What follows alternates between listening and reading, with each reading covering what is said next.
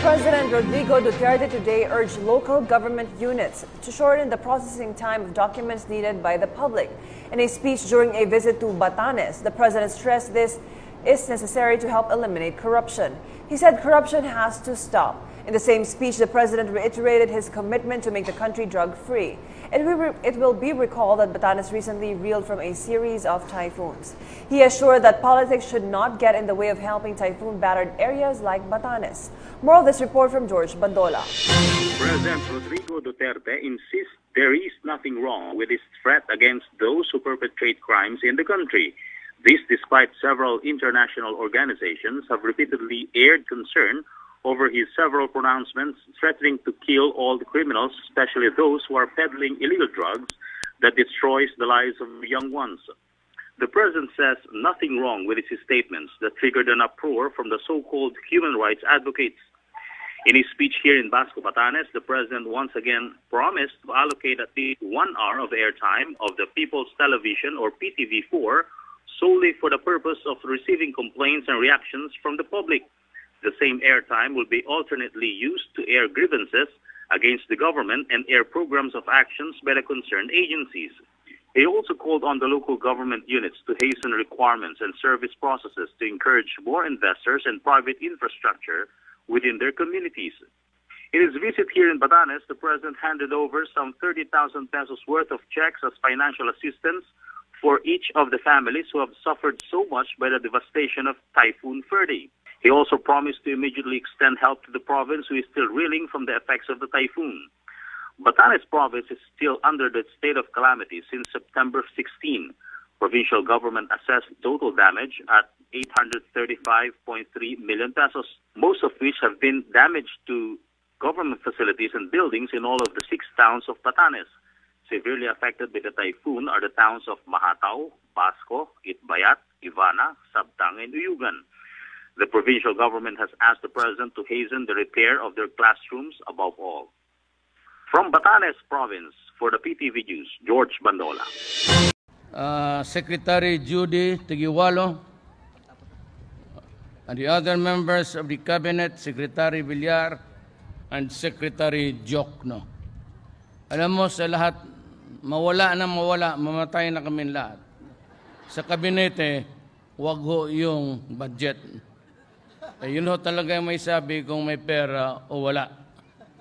Ngayon, pag sinabi diyang meron, maligaya ang tao. Pag sinabi diyang wala, malungkot tayong lahat. Governor Marilo Caico, Congresswoman Hedinina Abad, Municipal Mayors of Batanes, my fellow workers in government, my beloved countrymen, ikatsadyaw ko kay diyan.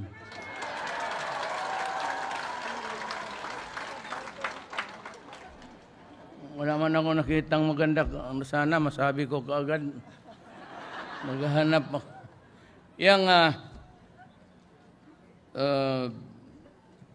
We were supposed to be here about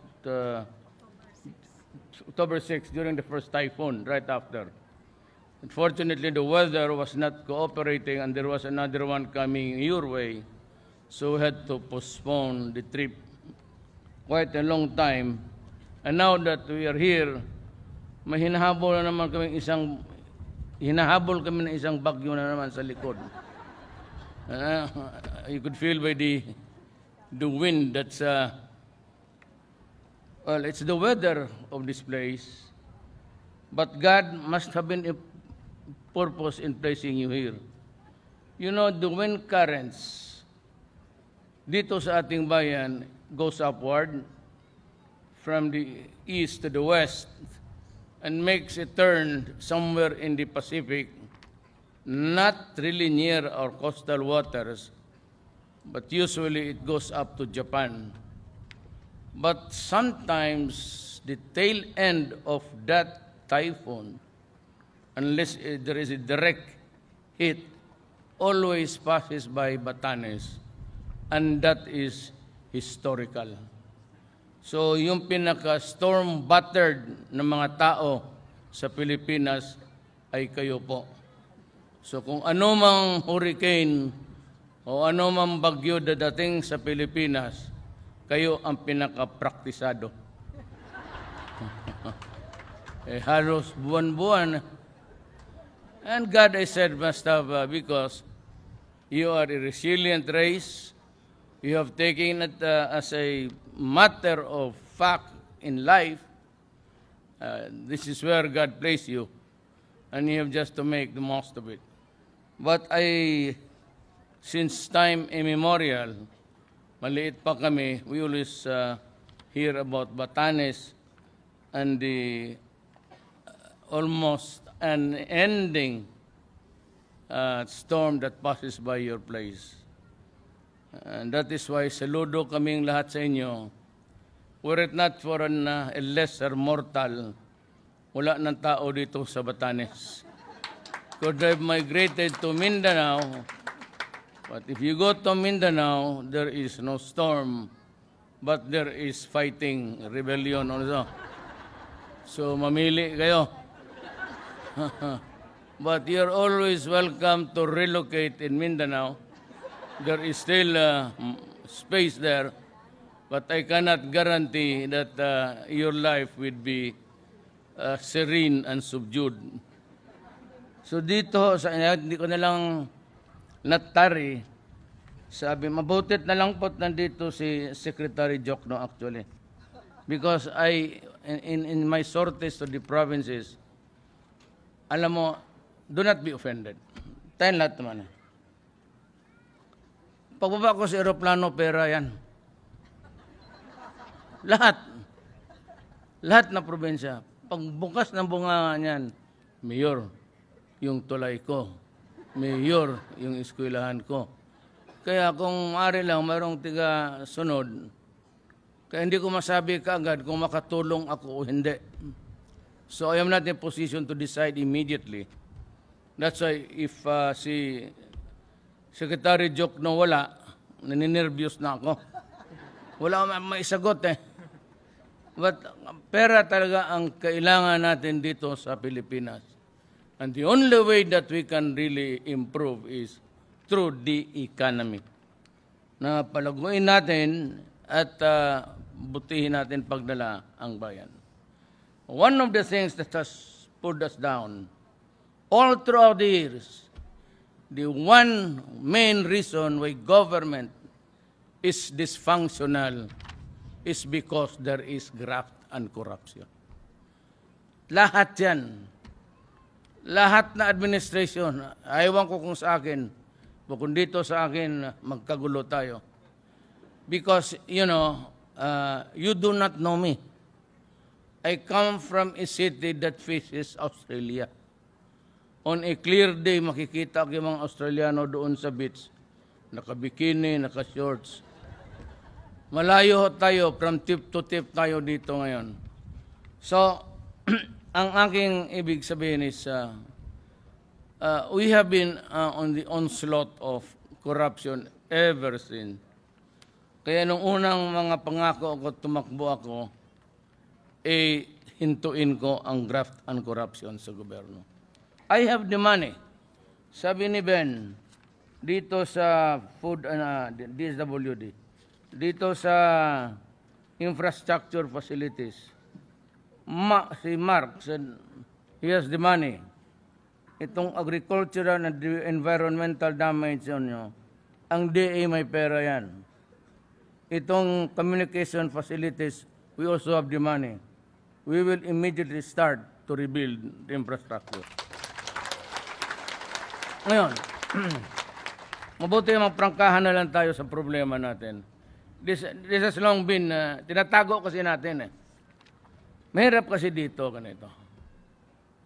Well, in my city, I was able to correct some things, but not all.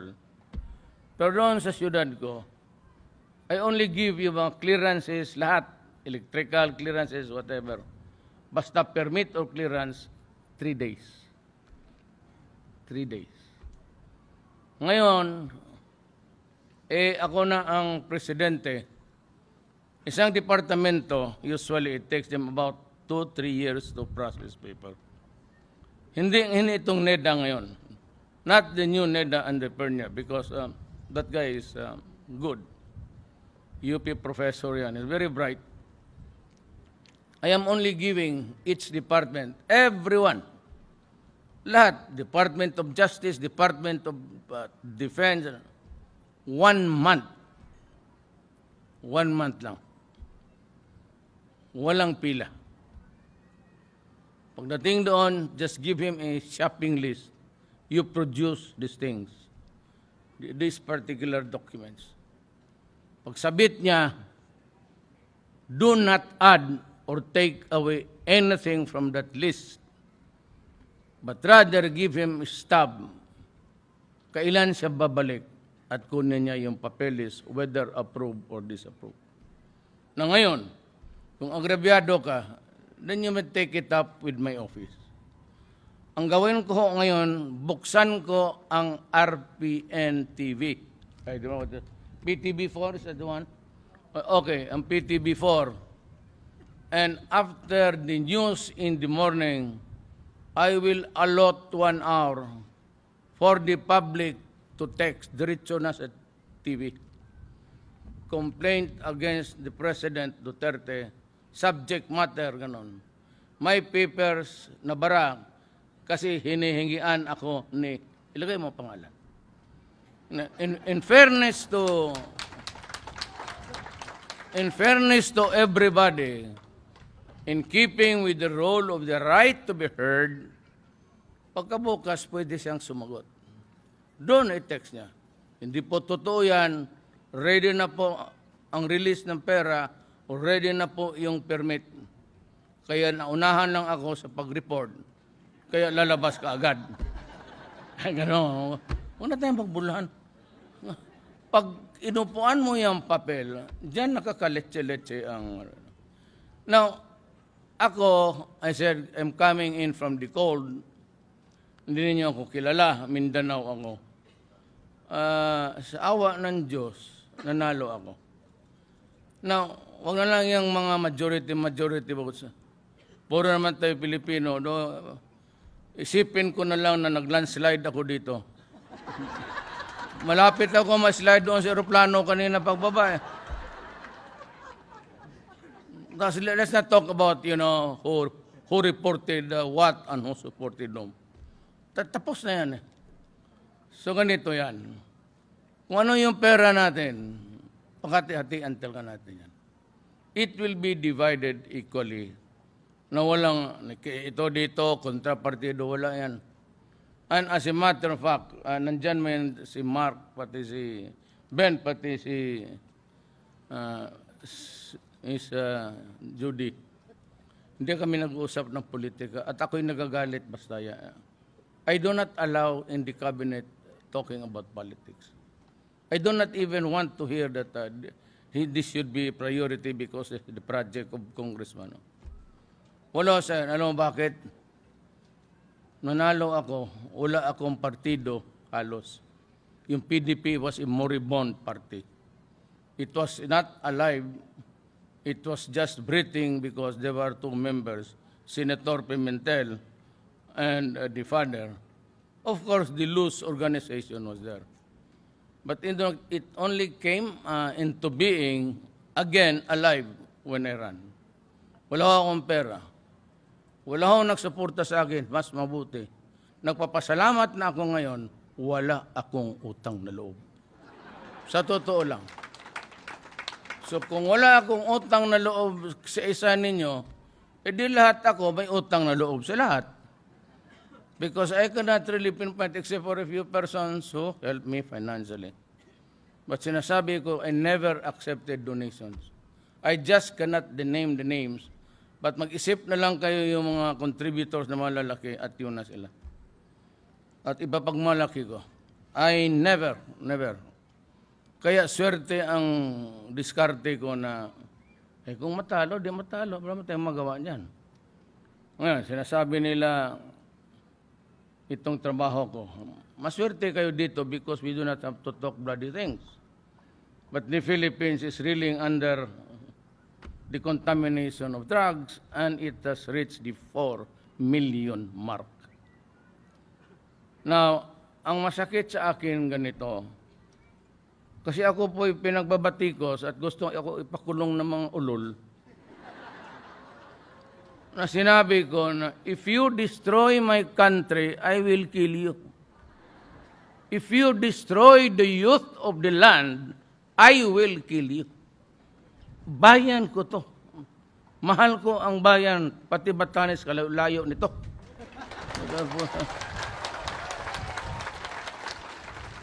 Do not mess up with my country. You know, and it is, hindi dito, but I'll just give you one example. Pera ang pinag-usapan eh. There are, wag lang yung akin, yung 1 million sa akin na yung panahon eh. But I am still counting because there are still surrenderers day to day. At the end of the year, I might make a computation again. But it's gonna be 4 million. Noon 7, ngayon 8, ngayon nearing 9 na. Well, wag muna yung akin. Yung sinabi ni Santiago, General Santiago, when he was the PDEA, sabi niya, there are now 3 million addicts. I'll give you a simple computation. At 200 per hit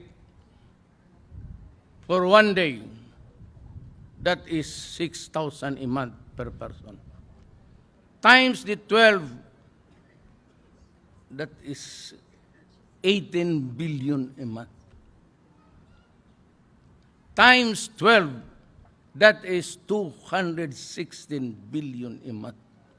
Pupunta sana sa pagkain, enrollment ng mga bata, baon ng mga bata, at kung ang tatay ang tinatamaan, it becomes a dysfunctional family. Wala nang pagkain, sabog ang pamilya, and ultimately, sa maghiwalay. If it is the husband or the wife, it will destroy the family. It becomes dysfunctional, ang mga bata hindi na makapag-aral, ang lahat na. At yung mga kababayan natin, talagang masakit sa akin. Bantay ko sa akin. Nandoon sa labas na pagkamatay, working their ass to death para lang makakuha ng pera, magpasweldo, makapag-aral ng mga anak nila dito. Pagdating dito, nalulong sa droga, na-disgrasya ang anak, ni-rape, pinatay, because the criminals were clawing all over the country. Ano ba naman yung patay ngayon? Gusto ninyong bilangin?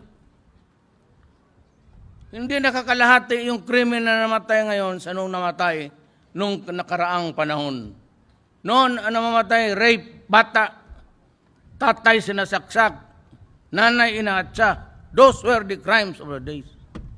Rape ng isang pamilya, patayin lahat. From the daughters to the mother. Ngayon, nagbibilang sila ng 3,000 ng patay. 3,000. Eh, sino nagpatay? Eh, iwan ko. Eh, ako yung tinuturo nila. Look, ganito yan eh. I'm not trying to offend anybody. Hindi yan ngayon. Puro matitino yan. When I assumed the presidency, I had to fire 6 general for involvement in drugs. Yung mga police ngayon na the number about 150, tawag nila ninja. Hanggang ngayon isa walang baka nagtago dito ang gago. Walang nag-surrender. Kaya nilagyan ko yung ulo nila 2 million each. Ngayon hindi ko, ayaw ko kung tangkapin ko buhay yan o patay. Pero ganon kalala ang nangyari sa ating bayan. So anong gusto nilang gan? Gusto nilang ipakulong kasi ako daw extrajudicial killing. Sos Mariosep. Hindi nila alam, nung una, there were cleansing sa kanila-kanila lang. Eh, yung sa mga generasyon, di pagpatay niya yung mga tauhan niya, eh, talagang iipitin sila noon. At saka yung police, yung mga runner nila. Ang anong pinatay namin, kami sa gobyerno, wala pa. Mag-umpisa pa lang. So wala pa kami doon sa 3,000 na yun. Saka, itong mga Amerikano nga, Island by story. Sabihin nila na, I am threatening doon sa iyo, ang ginamit nila, this politician is threatening the criminals with death. There is nothing wrong in threatening criminals to death. By that statement alone, basta ikaw masabi mo, kayong mga kriminal, patayin ko. Huwag kayong maglukulong. It is a perfect statement. Na ngayon, gusto nila akong hilain doon for that statement. If it is not a crime in my country, why would you just? Kaya ako sa galit ko, minumura ako. Why? Kasi nung umpisa yan ng yellow talaga yan eh. Dito, yellow yan. Sinaksa na. Remember that it was not an issue against me. It was only after I was hitting the ratings na lumabas na yung mga basura nila Trillanes, yung aking mga deposito. Sorry, sir. Kung meron ako ganong karaming pera, hindi mo akong kita dito. Sa edad ko, 71 years old, mamasyal na ako ang paskisaan. Yun ang problema. Yun, doon nila binungos yung black propaganda. At doon nangyari yung sabi na, wala ho ako niyan. Sa totoo lang, I became mayor in Davao City in 1988. I never lost an election until now. Wala talaga akong talo. Pagka-mayor ko, tuloy-tuloy na hanggang pagka-presidente ko. Ngayon, bakit ako naging presidente? Ewan ko talaga, yan ang problema, pag-usapan pa natin. Kaya wala akong utang na loob, wala lahat. Kaya sinabi ko, sa lahat, tayo sa gobyerno, and I will end this talk with you. Okay na ito, may pera kami. I will ask General Halad to coordinate all the national aid dito. He will come back here para to coordinate. At saka, I will end it by saying na corruption has to stop. I also bind the local government. Yung iba kasi sa BIR, 2 days na lang. Yung iba online na. Wala nang punta-punta, wala nang follow-up. No problem about that. So I would like the local governments to follow suit, adapt in the most expeditious way the release of documents and papers needed by the ideal number of days is 3 days. 2 days. Ano ba wala kang ginagawa dyan? Di gawain mo yung trabaho mo. And that goes for the national government. It will not be years. It will only be 1 month for everybody. Walang extension yan. I'm telling you now, let us give the Filipino a respite of all of these years suffering corruption in government. Ngayon, itong law and order, sabihin ko sa inyo, sabi ko walang corruption, walang droga, walang kriminalidad. I will not stop.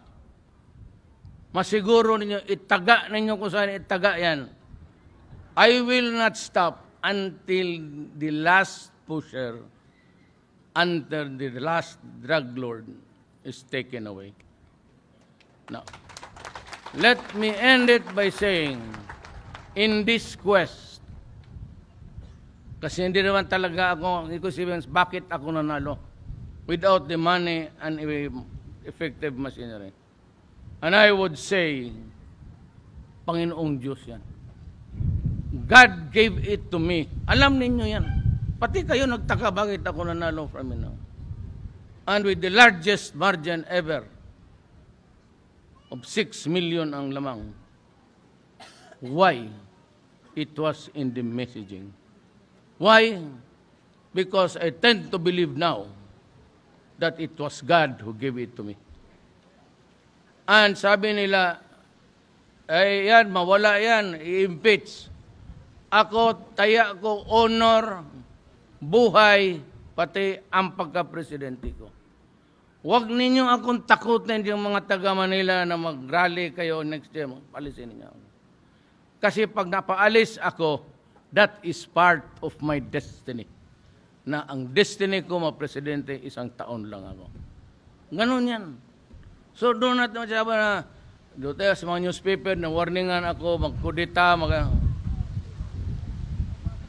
kasali yan sa destiny ko na kung mapresidente ako ng 2 buwan lang, 2 taon, that is part of what destiny, what God gave me. Hanggang dyan ka lang. Tapos. So ay akong takutin niya mga magkudita, paalisin, tapos people power. Ay anak ka ng kasali na yan. Nakasulat na yan. E paano ako nanalo pagka-presidente? Sagutin mo muna yan. Kung hindi mo sagot, ayan. Paano ako maging presidente 2 taon lang? Kasali na yan.